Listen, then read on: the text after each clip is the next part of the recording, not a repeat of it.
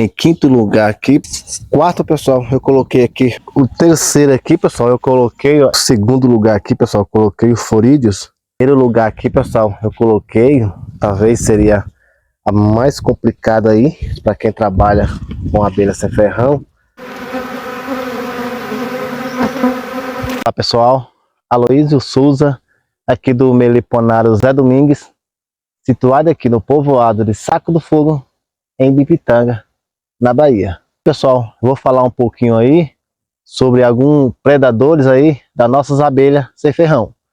Existem vários predadores aí que acabam atrapalhando um pouquinho aí quem trabalha com abelha sem ferrão, mas eu vou estar citando aqui alguns que a gente tem aqui, que prejudica um pouco aqui a nossa criação aqui na minha região. É isso aí. Bom, antes de estar falando aí sobre predadores de abelhas sem ferrão, é importante citar também que a pessoa que não tem o conhecimento acaba prejudicando essas abelhas, às vezes sem intenção, sem querer. Não conhece direito e acaba aí fazendo algo errado e acaba matando essas abelhas. Mas é por isso que é importante a gente passar algum conhecimento. Roubada para fazer aí plantação também acaba prejudicando um pouco. Em questão aí de veneno, envenenamento, passa esses venenos aí para fugir com inseto aí na plantação e acaba também prejudicando essas abelhas. Em quinto lugar aqui, pessoal, eu coloquei aqui os cupins. Eu tenho aqui um pouco um problema em relação a esses cupins. Minhas caixas ficam aqui na mata, então tem muito madeira, árvore caída, seca, podre. Os cupins acabam comendo esses restos de madeira seca e acaba subindo aí no suporte e comendo essas caixas. Então, por isso que eu nem uso mais outro tipo de madeira. Usei muito pinos, mas o cupim come muito esses de madeira pinos. Eu estou usando só a madeira do umburana. Os cupins não atacam muito a madeira umburana, não. De vez em quando a gente troca de caixa, já tá fugindo um pouco desses cupins. Ah, mas você tem que verificar. Mas quando a gente tem muitas caixas espalhadas na mata, de repente quando você vê, já está a caixa podre e os cupins já estão comendo, a gente nem percebe. Eles não mexem em relação ao mel, pólen, abelha. Eles vêm comer a madeira onde as abelhas ficam, que são dentro dessas caixas. Quarto, pessoal, eu coloquei aqui formigas.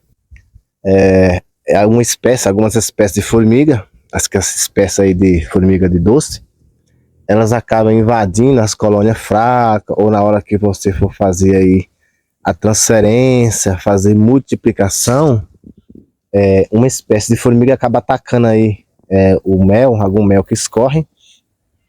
Elas atacam essas colônias, a abelha ainda enxame novo, pequeno, fraco, não consegue se defender, e elas acabam atacando e comendo o alimento aí das abelhas. Então, por isso que é importante a gente, na hora que for fazer aí a divisão ou a transferência, vedar essas caixas. Antes, as abelhas propolizam, mas antes que elas propolizam, você fecha com fita. Depois de alguns dias você pode estar retirando essas fitas aí que a abelha já propolizou para o lado de dentro.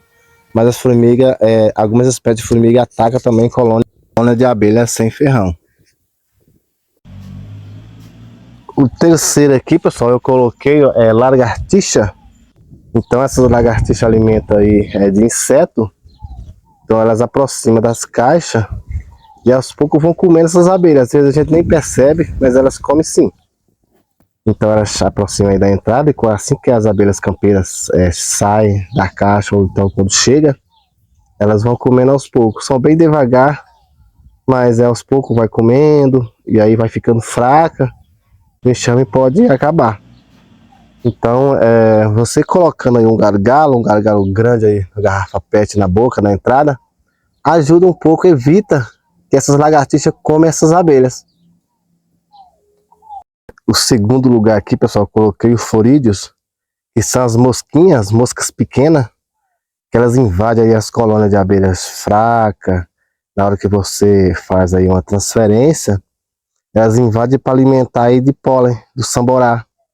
Além delas comerem aí o samborá e faz uma bagunça danada, elas colocam também seus ovos. Tem um esquema aí de reprodução, elas reproduzem dentro dessas caixas. Colocam os ovos, que vão nascer umas larvas, nasce muito rápido, eu acho que dentro aí de 2 a 3 dias, já nasceu aquelas larvas, então elas alimentam ali daquele pólen, mel, é uma bagunça danada. Então esse florilho aí é um terror aí para quem trabalha com abelha sem ferrão. A minha sorte aqui, que aqui chove pouco no Nordeste, então eu já evito de fazer transferência na época da chuva. Essas moscas florídeas atacam mais na época que está chovendo, assim na época da estiagem, do calor, não tem florídeo. Então eu só faço transferência aqui na época da estiagem. É isso aí.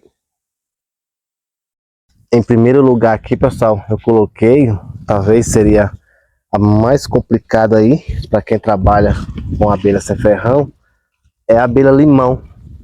É uma espécie de abelha que elas invadem aí as colônias. Às vezes está forte ou fraca, elas invadem tudo. Então vem bastante abelhas, elas fazem a bagunça, elas vão alimentando tudo que se encontra pela frente, do pólen, do mel, do alimento larval, e elas matam as abelhas, então é muito complicado.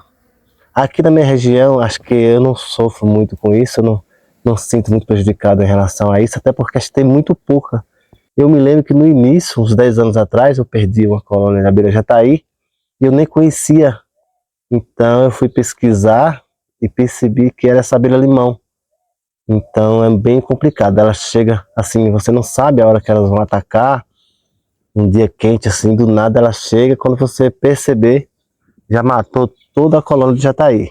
Então eu coloquei em primeiro lugar aqui porque é muito complicado. Essa abelha limão é para quem trabalha com abelha sem ferrão, principalmente aí a jataí.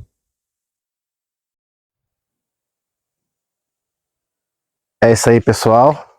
Deixei aqui as 5 principais aí, os predadores aí que atrapalham um pouco quem trabalha com abelha, mas é isso aí. Quem gostou, dê aquele like. Não esqueça aí de se inscrever no canal. É isso aí, vamos trabalhar e vamos crescer junto.